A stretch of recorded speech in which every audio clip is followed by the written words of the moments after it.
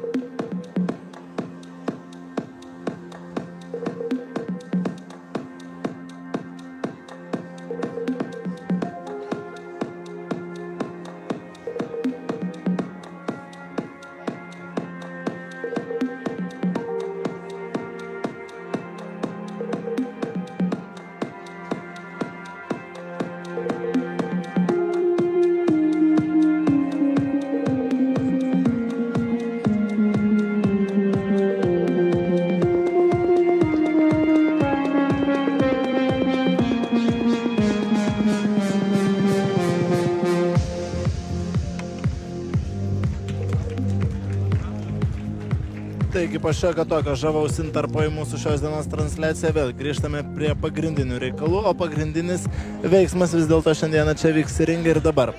Mūsų visų dėmesį prikaustys antroji šio vakaro kova, jį vyks jau pagal K1 taisyklės ir Lietuvos garbę bandys apginti Dainralfo kovotojas jaunasis Dovydas Rimkus, vos 15 metų šiam sportininkui. Jo varžovas vėlgi Latvis Nikita Petrov, Golden Glory klubo atstovas, kova vyks pagal K1 taisyklės. Ir šie vaikinukai sveria iki 64 kg. Visus, kurie žiūri mūsų transliaciją nuo pat pradžių, galiu iš karto nuraminti, jog kitose kovose tikrai išvysime jau ir kur kas žinomesnių vardų, žinomesnių kovotojų. Pirmosiose dvi kovose jaunosios kylančios mūsų kovų perspektyvos. Vėliau matysime ir tą patį Mantą Kondratavičių, jau ketvirtojo kovoje laukia ir Deividas Kaklauskas, Vytautas Sadauskas, Žygis Maškas šiandieną, taigi tikrai neperinkite Delfi TV, o čia kova prasideda kur kas inertingiau negu pats pirmasis susitikimas šį vakarą. Ir priminsiu, lietuvaitis ruoš raudonojo kampo, taigi dėvi raudonojo šalmą, dabar pabando jis priekinę koją pataikyti priešininkui į galvą.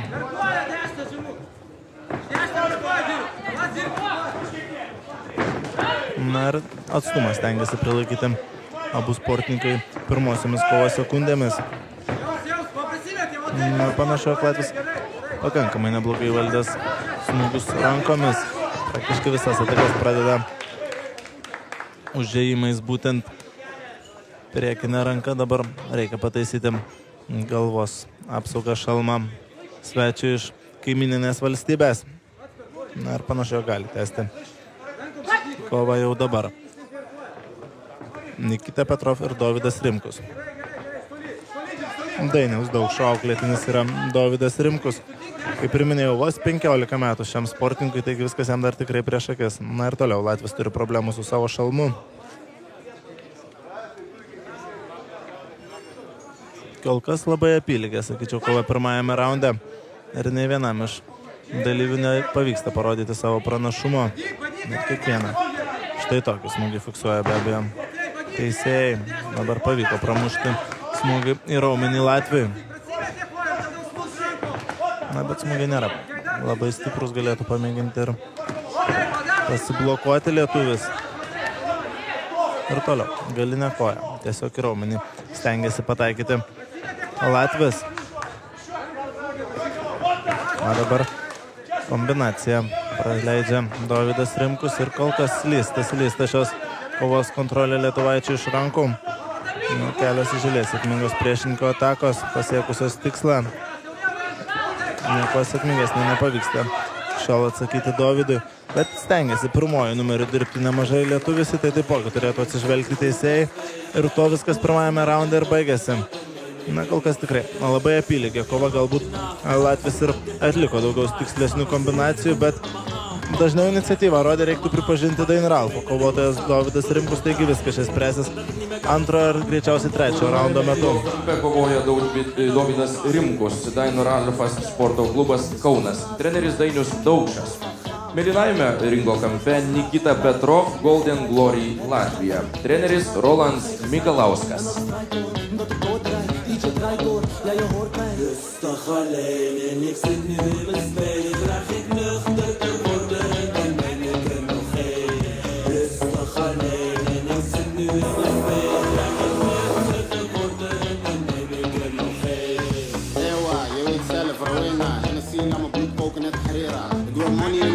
Na jau dabar galima sakyti, jog pakankamai stiprią komandą čia atsivežė svečiai iš Latvijos. Gaila, jog neatvyko Konstantin Boluhov, kuris turėjo 6-ojo kovoje kauti su Žygiu Maške.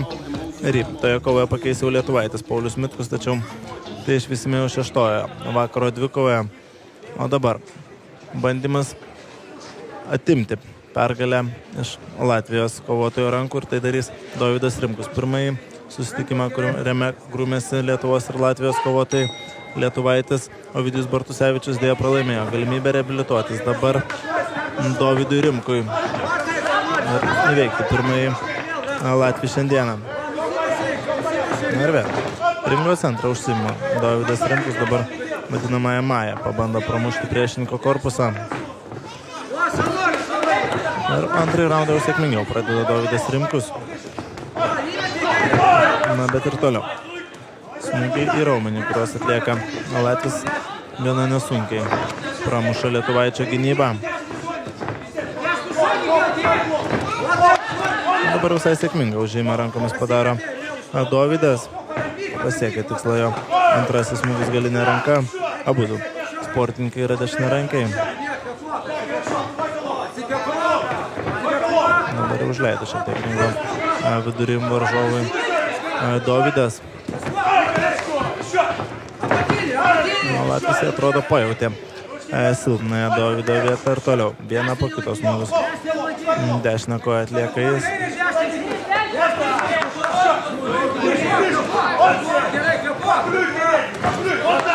Dabar Latvis pataiko porą smūgių rankomis.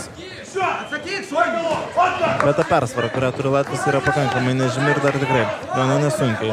Dovydas galėtų perimti kovos vadžias į savo rankas, šiek tiek daugiau energijos, tiesiog reikia pademonstruoti jam.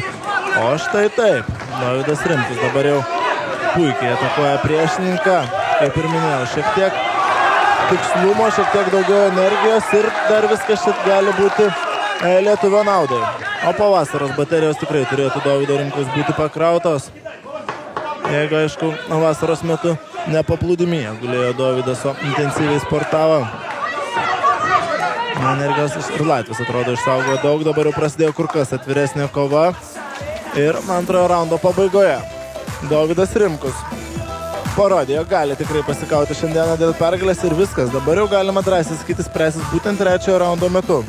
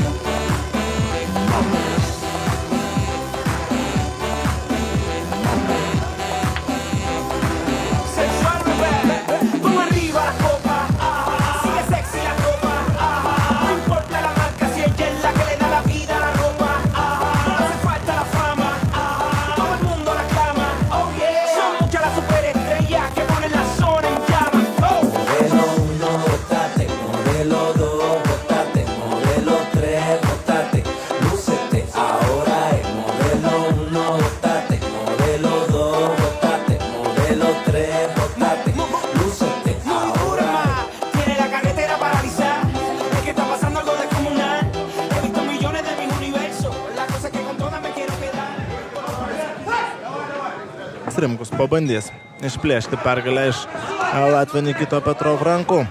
Jeigu didžiąją kovos dalį dominavo, negalima sakyti dominavo, bet turėjo pranašumą Nikita Petrov, tai antrojo raundo pabaigoje Dovydas Rimkus parodė, jog tikrai gali pakovoti dėl pergalės šiandieną.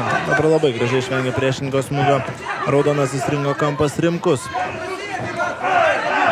Nepasiekė tikslo šie Latvijos smūgiai rankomis.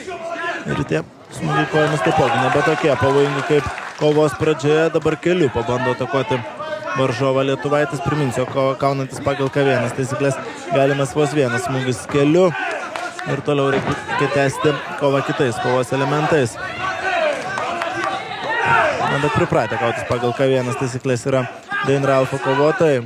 Na, reikėtų pabandyti dabar pasiblokuoti tos smūgius, kurios kojomis atlieka varžovas. Tikrai nėra labai stiprus ir gana nuspėjami. Yra Latvijos smūgiai, bet galbūt jau daug energijos šioje kovoje atidavė Dovydas Rimkus ir tiesiog nespėja reaguoti į priešininko veiksmus jis. Na, dar šiek tiek reikėtų parodyti iniciatyvos Rimkui. Dabar vėl pakankamai gražiai nusilenkia nuo priešininko smūgio Rimkus. Tikslus tiesus smūgis koja.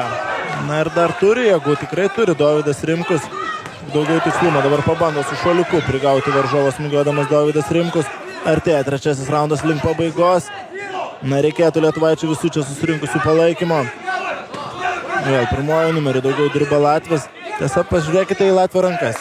Negalime taip žemai laikyti rankų, reikėtų to pasinaudoti Dovydui Rimkui. Keletas tikslių žaidimų rankomis ir varžovas kristų ant ringo grindinio. Na, pavargęs atrodo ir Lietuvos sportininkas dabar vėlgi. Porą jo tikslių smūgių, o varžovas nieko į tai nesugebėjo atsakyti. Na ir bus įdomu išgirsti teisėjų sprendimą, bet kokiu atveju šaunuolis Dovydas Rimkus, net jeigu ir bus priimtas jam nepalankus verdiktas, pakankamai lygiai kovėsi su svečiu iš Latvijos. Ir turint omeny, jog šiam sportininkui tik 15 metų, galima tik pasveikinti ir paploti šiam jaunajam Dain Ralfo kovotojui.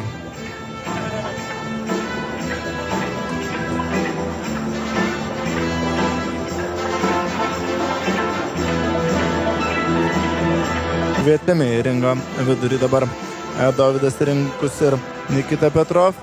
Ir tikrai bus įdomu išgirsti teisėjų verdiktą. Jeigu pradžioje kovos Nikita Petrov atrodė šiek tiek pranašesnis už lietuvaitį, tai trečiajame raunde, sakyčiau, virė tikrai nuožmi ir pakankamai lygi kova. Kaipgi tai bus įvertinę šios kovos teisėjai. Ilgai tarėsi.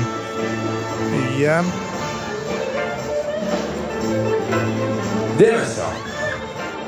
Teisėjų sprendimu. Skelbiamos lygiosios. Ir čia visiškai teisingas teisėjų sprendimas, gal šiek tiek su minimaliu avansu Dovydui Rimkui, bet reikia pripažinti, jog Nikita Petrov tikrai netrodė daug pranašesnis už savo varžovą. Atliko Dovydas Rimkus tikrai nemažai sėkmingų atakų, kurios pasiekė tikslą ir iškovojo pelnytas lygiąsias. Sveikinimai Dovydui, sveikinimai jo visiems artimiesiems.